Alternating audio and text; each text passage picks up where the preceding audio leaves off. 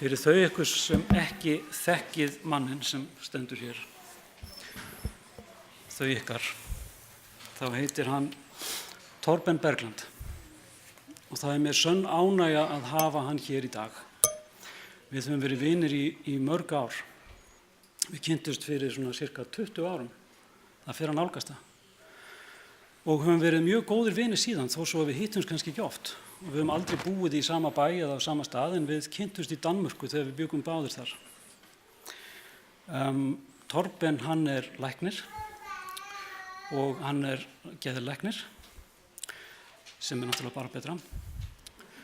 Og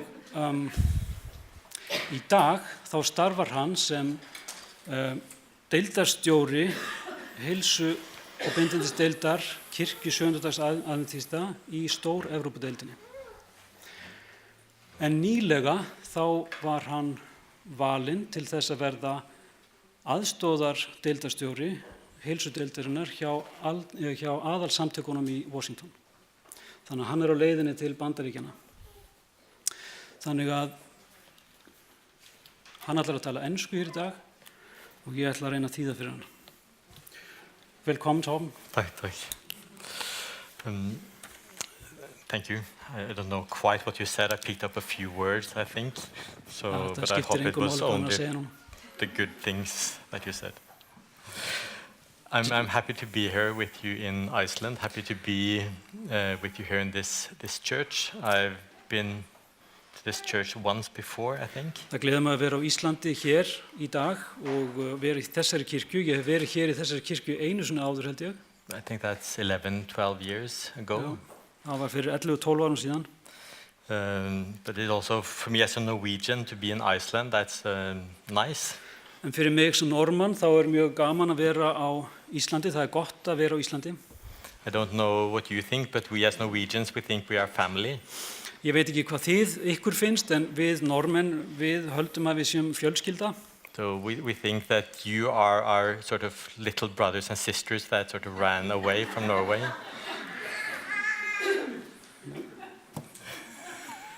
Við Normenn, við lítum á ykkur sem litlu systur eða bróður sem stunguð af frá Noregi. But I understand you maybe don't see it quite the same way. En mér skilst að þið lítið kannski á þetta aðeins öðrum augum. I have a little brother. Ég á lítinn bróður. He's not so little anymore. He is 2.5 years younger than me. Hann ekkert svo lítill lengur, hann 2,5 ári yngri en ég. And when we grew up, I was very much in the role of being the big brother. Og þegar við ólumst upp, þá var ég mjög svo í hlutverki stóra bróður. I still like that role. Og mér líkar mjög vel við það hlutverk.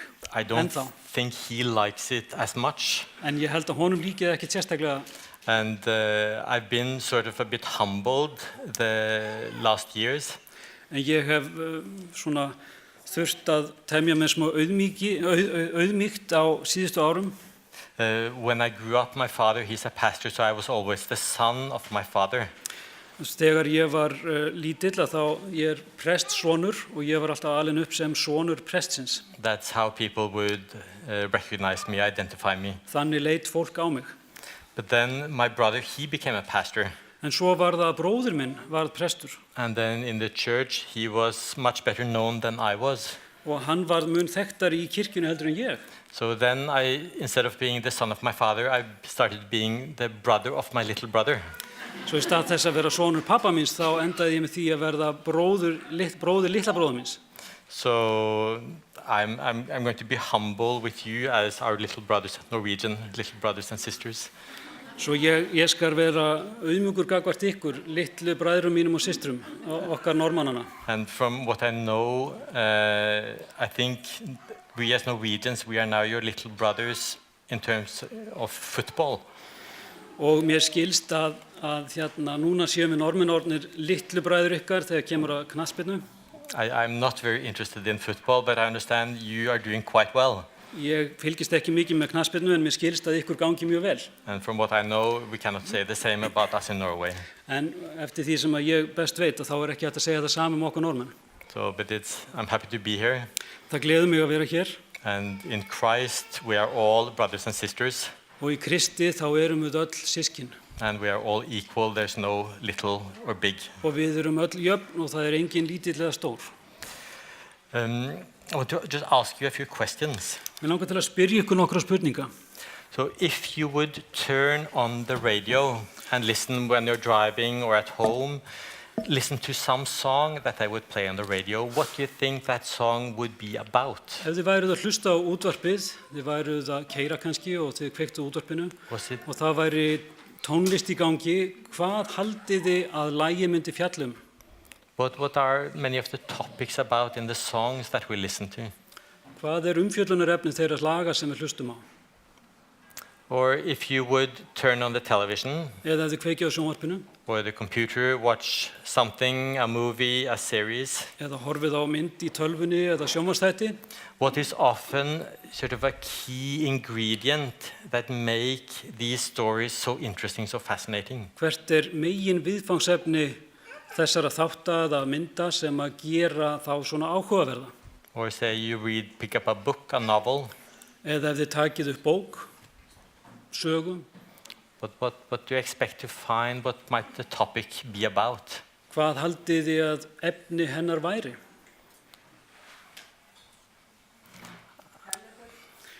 Love. Yes.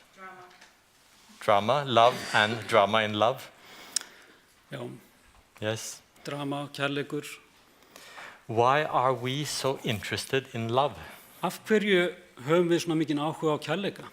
And why do we think about it? Why do we talk about it? Why do we sing about it? Af hverju hugsum við þetta? Af hverju tölum við þetta? Af hverju syngjum við þetta?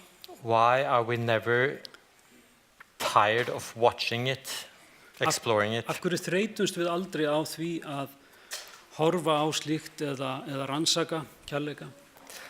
In my work as a psychiatrist and psychotherapist, í starfi mínu sem geðlæknir og svona stundar samtalsmeðferð, I've met many patients over the years. Þá hef ég hitt marga sjúklinga í gegnum tíðina. And for me it's been really a privilege to get to know them, talk with them about their life, their experiences. Og það hafa verið mér forréttindi að fá að tala við þetta fólk og kynnast þeim og reynslu þeirra á sögu. Some of them I've talked with for months, for years. Suma hef ég talað við mánuðum saman eða árum saman. Often talked about things that they have never talked with anyone else about. Og við tölum hluti sem að þau hafa kannski ekki talað við nokkurn mann áður. Where they have shared the deep things that are going on in their lives, the things they struggle with. Það sem þau hafa deilt með mér því djúpstæðasta sem að þau hafa upplifað og þau eru að kljást við. And in this work, I didn't work long in this until I discovered or realized one thing. Og ég hafði ekki starfað lengi í faginu þegar ég gerði mig grein fyrir einu. And my realization was this. Og mín niðurstaða var þessi. I would say that what most of my patients struggle with is love. Ég held að það sem flestir sjúklingana minna hafa verið að glíma við kærleikur. A life that in some way or another is deficient of love. Að líf þeirra með einum eða öðrum hætti það skortir kærleika. Either in the past or in the present. Annarkvort í fortíðinni eða nútíðinni. In some way or another lacking in love. Á einhvern hátt að þá skortur á kærleika. And I don't think this only applies to my patients. Og ég held að þetta varð ekki bara mína sjúklinga. I think it applies to people in general. Ég held að þetta eigi við fólk almennt. It applies to you and me. Þetta á við þig og mig.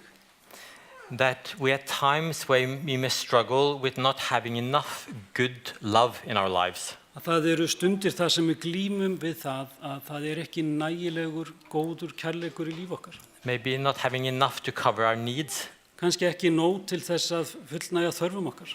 And these are needs that are very real, justified. Já, þetta eru þarfir sem eru raunverulegar og réttlætanlegar. But in the world that we live in, en í þeim heimi sem við búum í, a world that is imperfect, heimi sem ófullkominn, with people who are imperfect, með fólki sem ófullkomið, with relationships that are imperfect, sambönd sem ófullkomin, these needs, they are not always satisfied. Að þá þessum þörfum ekki alltaf mætt. I would like to use a metaphor. Mér langar til að nota samlíkingu. To compare love with food. Að bera saman kærleika og mat. And we're not talking about the love of food. Við erum ekki að tala ást á mat.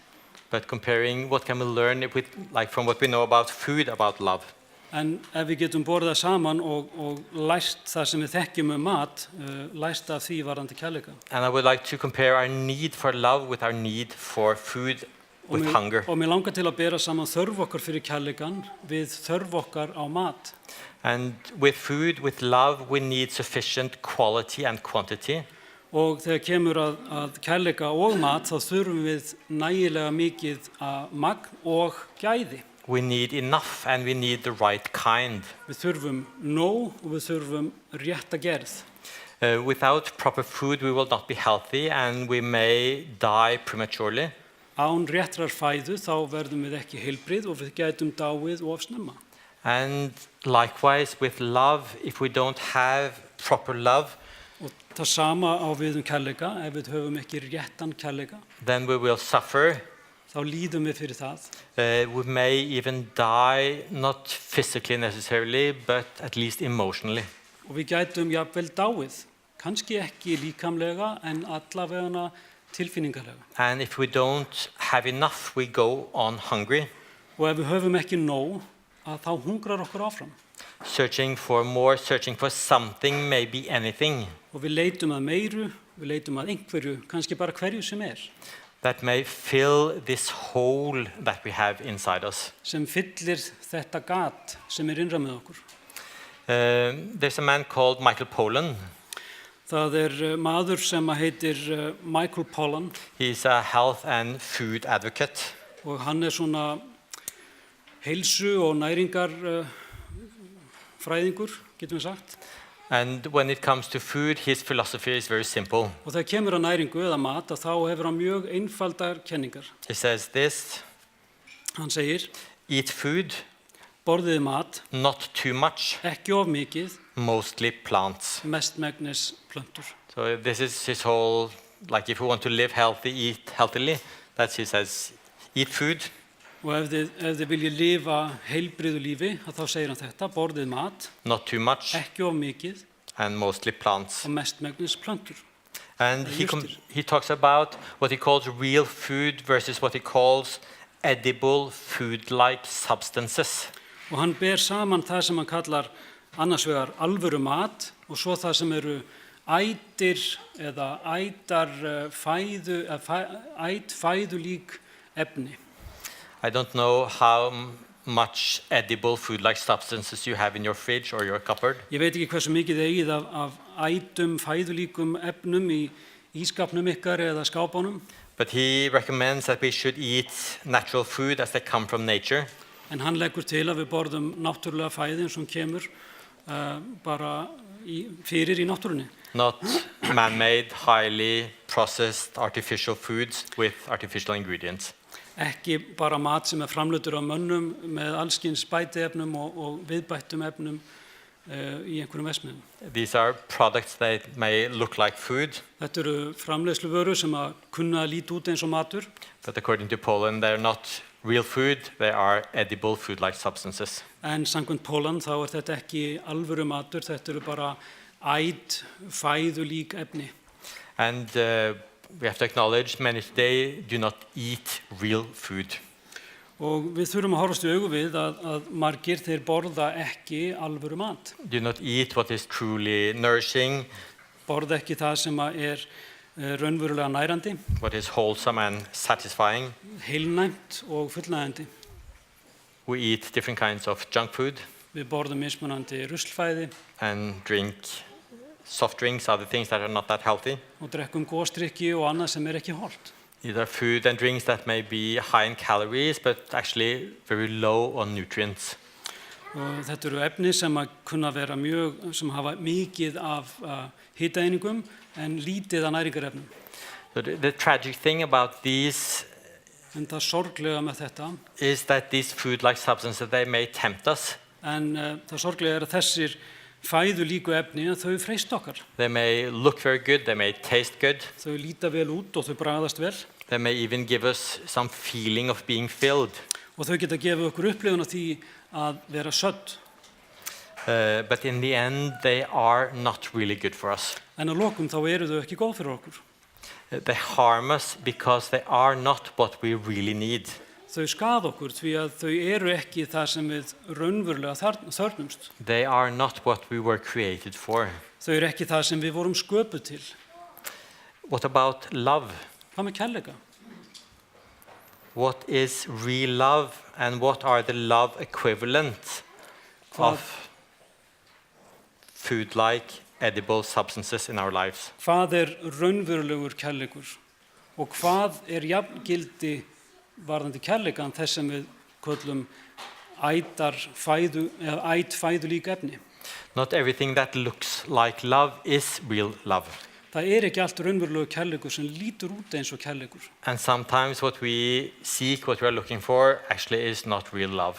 Og stundum það sem við erum að leita að eða leita eftir, það ekki raunverulegur kærleikur. And sometimes what we do is that we try to fill the love hole that we have inside us with a substitute.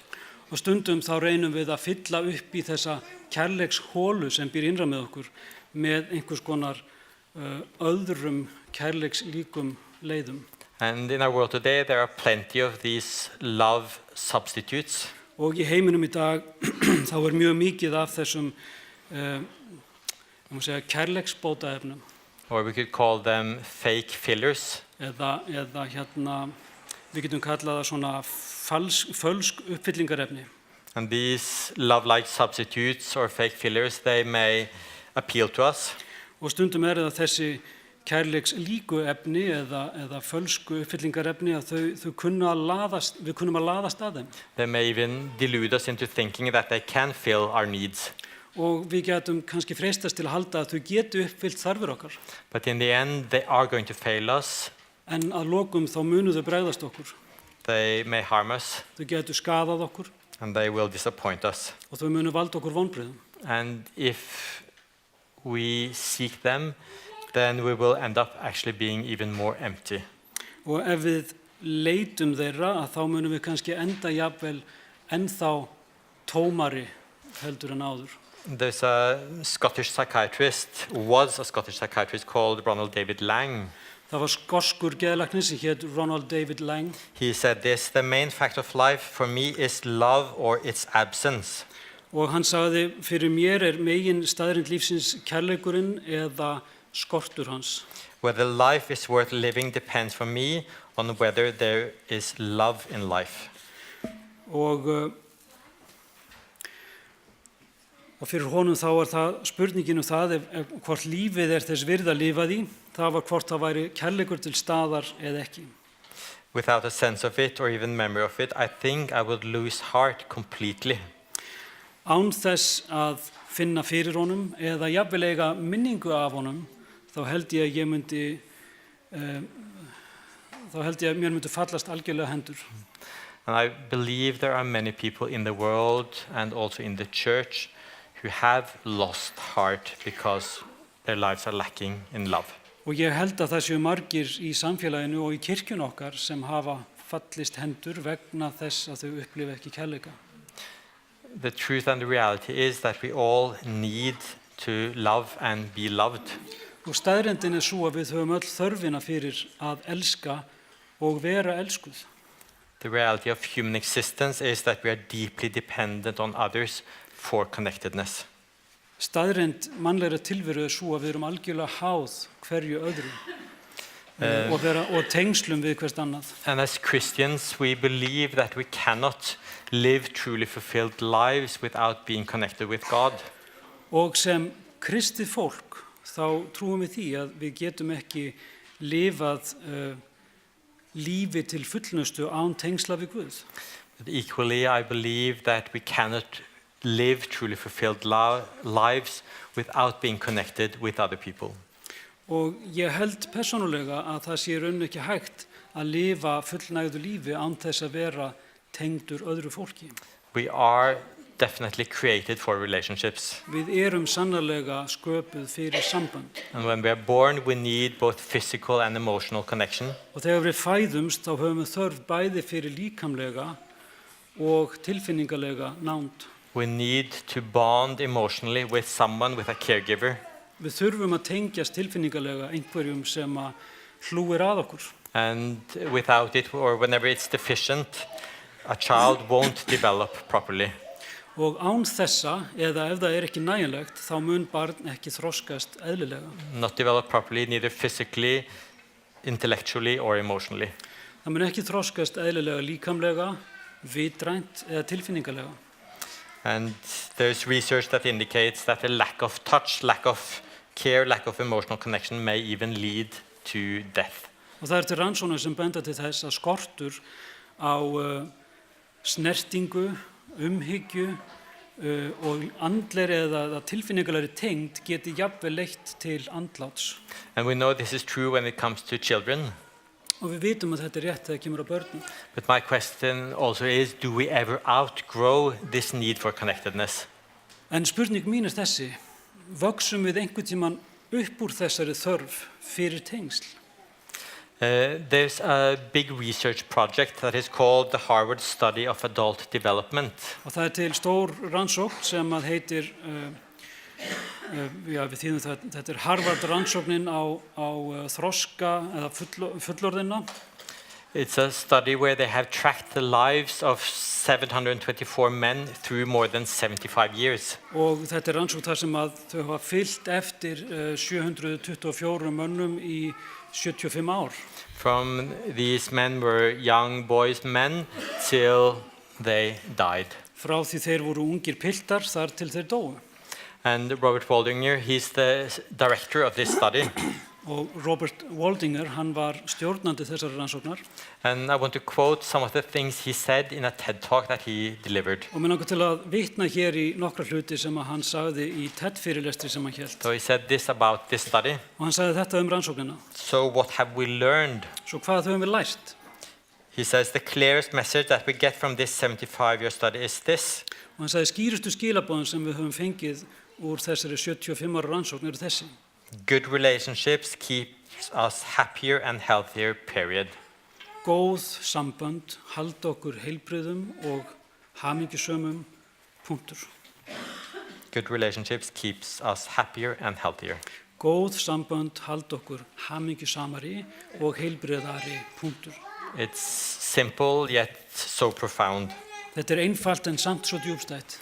And I believe it's so in tune with the biblical perspective of human condition. Og ég held að þetta sé í svo miklum samhljóman við biblíulegu sýn á ástandi mannsins. Because the Bible is very clear, we are created for relationship with God and with others. Biblían mjög skýr, við sköpuð fyrir samband við Guð og við aðra.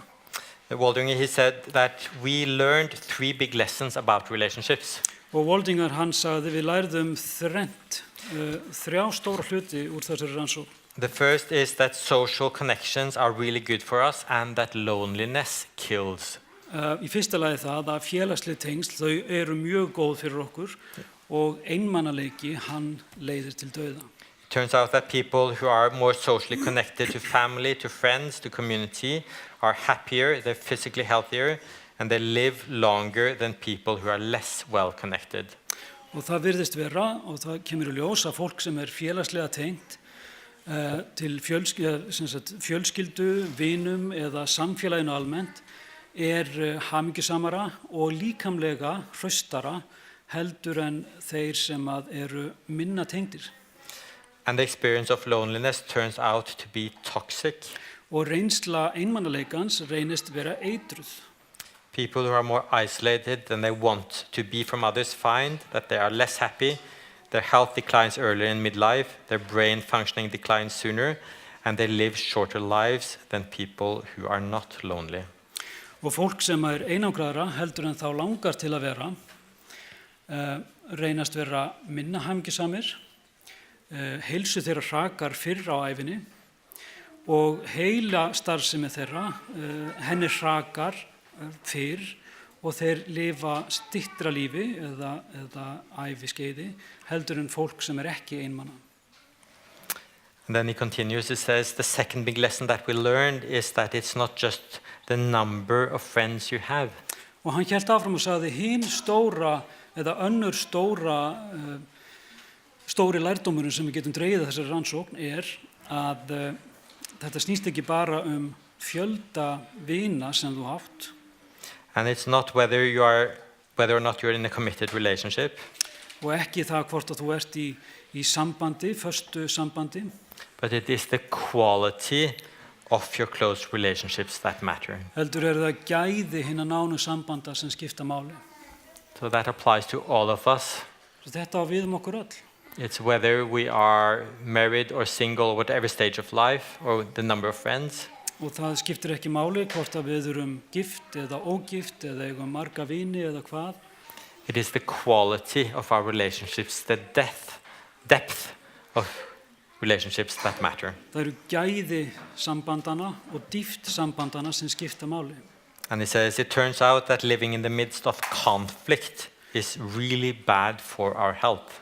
Og það kemur í ljós að það að búa í miðri togstreitu eða deilum, það reynist okkur mjög skaðlegt. And I think this is worth noting. Og ég held að það sé þess virði að líta á þetta.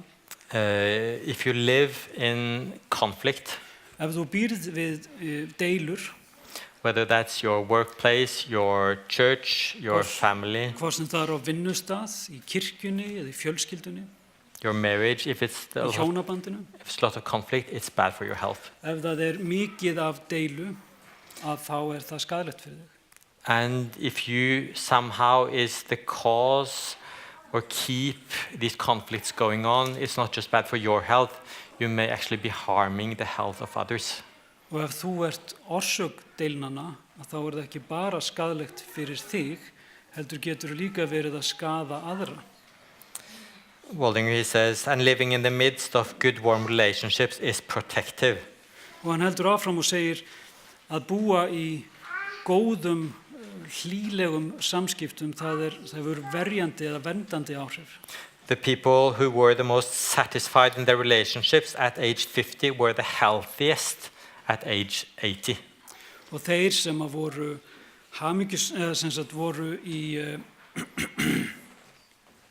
voru mest fullnægðir í samböndum sínum þegar voru 50, voru þeir sem voru heilbrigðastir þegar voru áttræðir.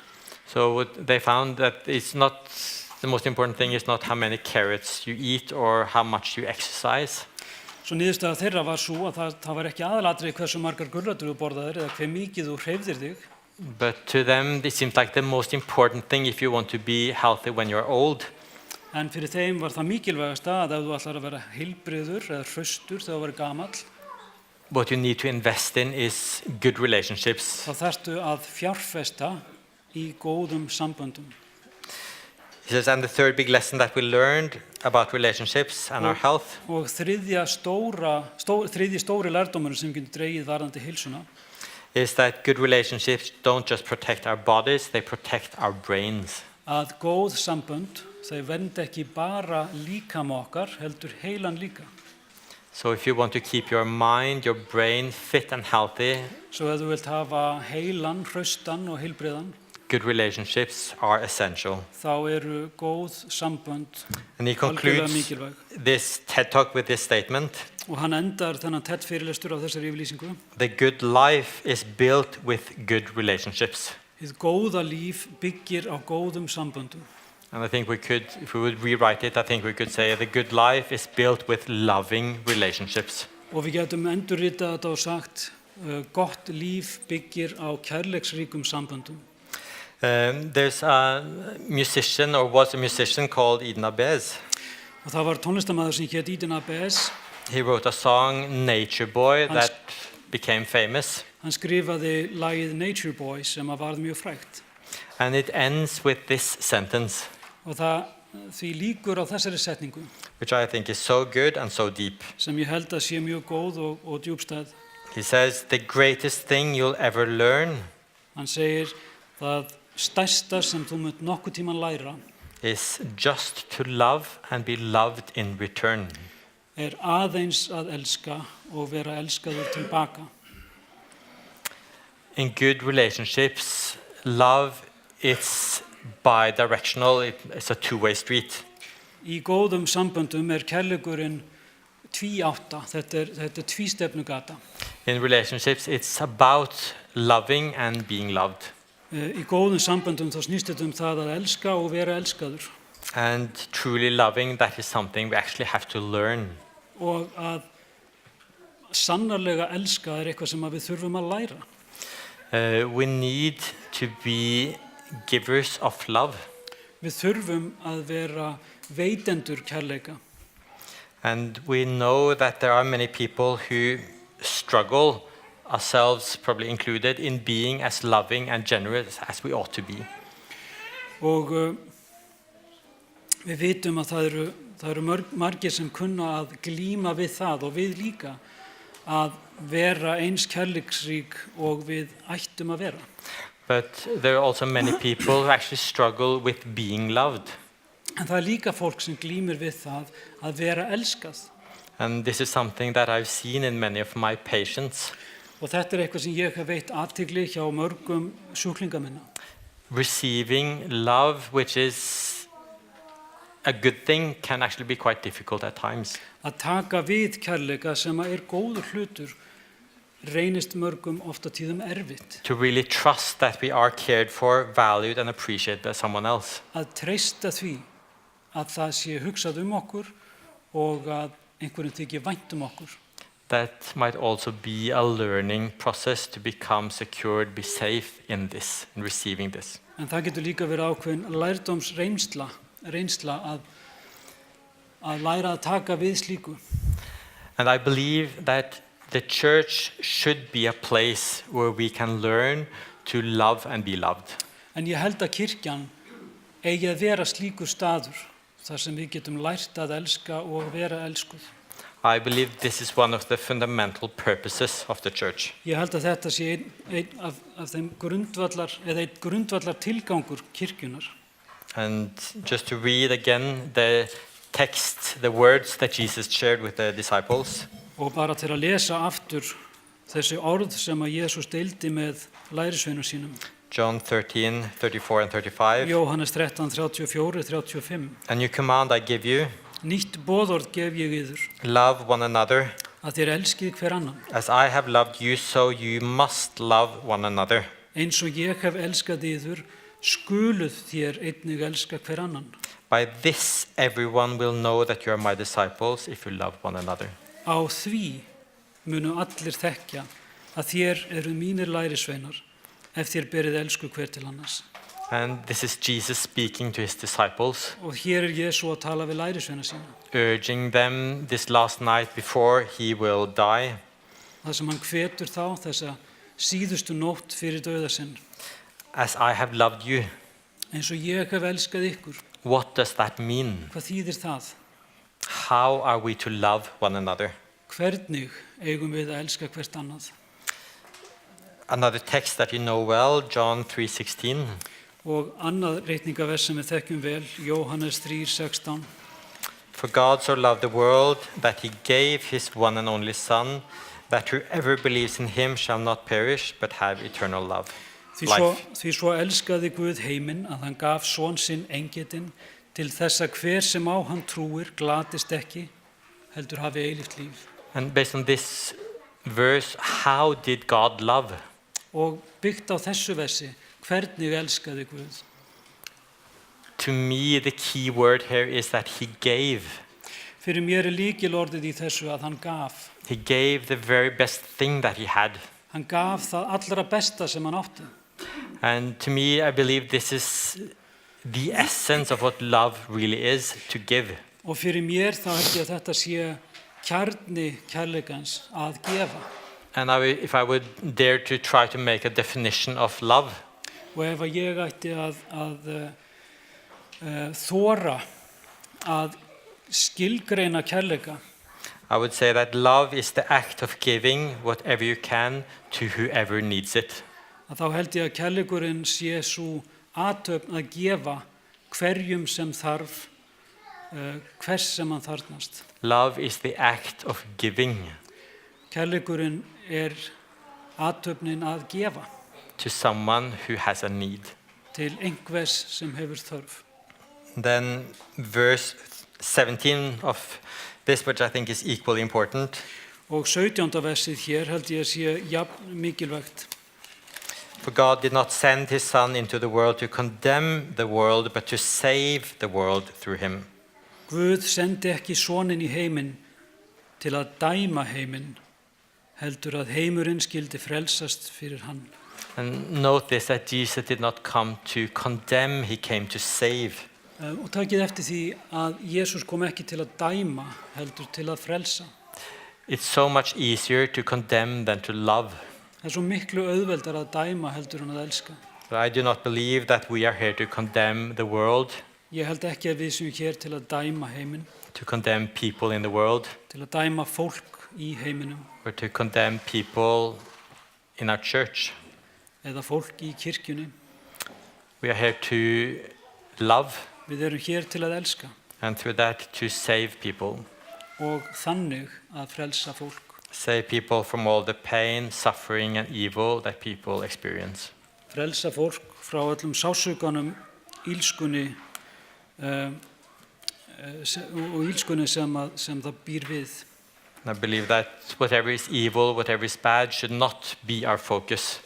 Og ég held að hvað það sem slæmt eða illt, þá eigi það ekki að vera í okkar brennipunkti. Our focus should be people. Áherslur okkar skyldu vera á fólk. How we can love them. Hvernig við getum elskað það. How we can give them what they need. Hvernig við getum gefið þeim það sem þau þarfnast. And how we can save them. Og hvernig má frelsa það. And the thing is that whenever you love someone. Og staðreyndin sú að hvenær sem við elskum einhver. And when that person is able to receive that. Og hvenær sem sú manneskja fær að taka við því. Then that person will become a better person. Að þá mun sú manneskja verða betri manneskja. Love is the only thing that can change people for the better. Kærleikurinn það eina sem getur breytt fólki til batnaðar. Rules cannot make people good. Reglur geta ekki gert fólk gott. Force cannot do it either. Afl getur ekki gert það heldur. Only love can truly change people. Aðeins kærleikur getur raunverulega breytt fólki. As I have loved you, so you must love one another. Eins og ég hef elskað yður, þannig skuluð þér elska hvern annan. This is not optional. Þetta ekki valkvætt. This is something that we must do. Þetta eitthvað sem við eigum að gera. It is Jesus' commandment to us. Þetta boðorð Jesú til okkar. So, what is real love like? Svo hvernig raunverulegur kærleikur? And we find a very good description in 1 Corinthians 13. Og við sjáum mjög góða lýsingu í 1. Korintharbréfi 13. kafla. Love is patient, love is kind. Kærleikurinn lánglyndur, hann góðviljaður. Love does not envy, it does not boast, it is not proud. Kærleikurinn öfundar ekki, kærleikurinn ekki raupsamur, hreykir sér ekki upp. It does not dishonor others. Hann hegðar sér ekki ósæmilega. It is not self-seeking. Leitar ekki síns eigin. It is not easily angered. Hann reiðist ekki. It keeps no record of wrongs. Ekki langrækin. And I like this part. Just imagine if we in our relationships, in our churches, were able to not keep a record of the wrongs. Og ég kann afskaplega vel við þetta að vera ekki langrækin, eða eins og stendur á enskunni, heldur ekki skrá yfir það sem gert rangt. Ef við gætum verið þannig í kirkjunni, ef við heldum enga skrá yfir það sem aflaga fer. Love does not delight in evil, but rejoices with the truth. Hann gleðst ekki yfir óréttvísinni en samgleðst sannleikanum. It always protects. Hann breiðir yfir allt. Always trusts. Trúir öllu. Always hopes. Vonar allt. Always perseveres. Ber allt. Love never fails. Kærleikurinn fellur aldrei úr gildi. These are the qualities of love. Og þetta það sem einkennir kærleika. And these are the qualities that should permeate everything we are. Og þetta þau eiginleikar sem ættu að einkenna allt sem við erum. Everything God's people are. Allt sem fólk Guðs And everything the church is. Allt sem kirkjan A new command I give you. Nýtt boðorð gef ég yður. Love one another.